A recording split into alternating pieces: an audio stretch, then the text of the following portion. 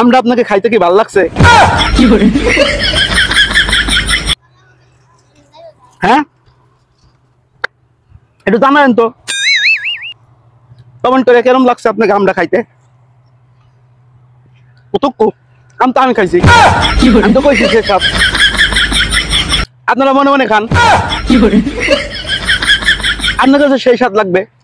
হাইটে যাচ্ছিলাম রাস্তা থেকে, হঠাৎ করে একটা আম গাছের তলা থেকে দেখি একটা আম পড়ছে। দেখেন গাইস, একবারে পাকা টসটসে একটা আম, একবারে গাছ পাকাই দেখেন কষ দেখা যায়।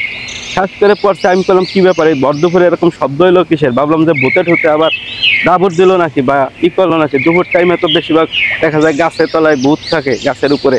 তো এই চিন্তা করে আশপাশে তাকায় দেয় কি এই টসটসে আম, আম গাছের উপর তাকায় দেখলাম অনেক আম পাইকে রয়েছে। তো এইদিক ওইদিক তাকায় দেখলাম কেউ দেখছে নাকি, কেউ দেখে নাই।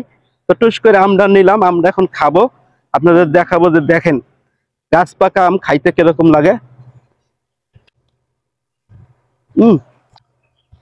গাইস দেখেন, ও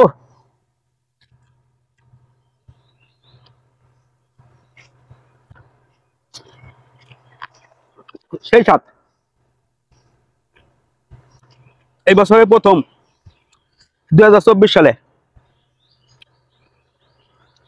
একদম গাছ পাকা আম।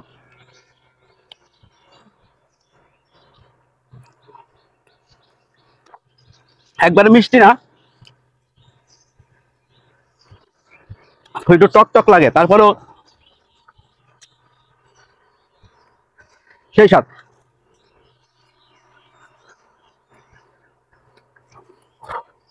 আসলে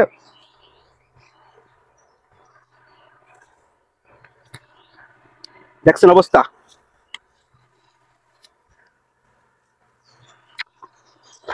কি সুন্দর স্বাদ।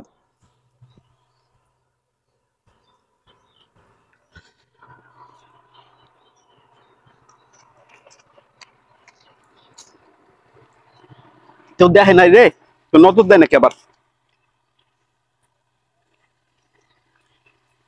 আশপাশে দেখেন গাইস, গরু ছাগল ছাড়া কেউ নাই, ভাগ্যিস মানুষ নাই, নাহলে নজর দিত। নজর দিলে পেট খারাপ হলে সমস্যা হইতো।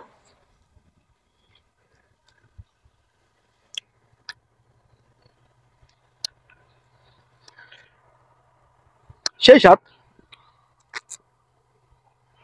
এত স্বাদটা সেই স্বাদ লাগতেছে আমার। আপনাকে কেমন লাগলো একটু কমেন্ট করে জানাবেন তো। আমরা আপনাকে খাইতে কি ভালো লাগছে? হ্যাঁ, একটু জানাবেন তো কমেন্ট করে কেরম লাগছে আপনাকে আমরা খাইতে। কতক্ষণ আম তো আমি খাইছি, আমি তো কইছি সে স্বাদ, আপনারা মনে মনে খান,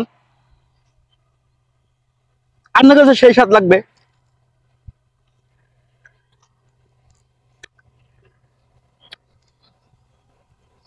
গাছ পাকা বলে কথা, আর কাউরে ফেলো না, আমারই ফেলো, আমার সামনেই বললো, লোভ সামলাইতে পারলাম না, খাই ফেললাম। ভালোই লাগলো, এ ঠান্ডা এ রোদ্রের ভিতর গাছ পাকা আম।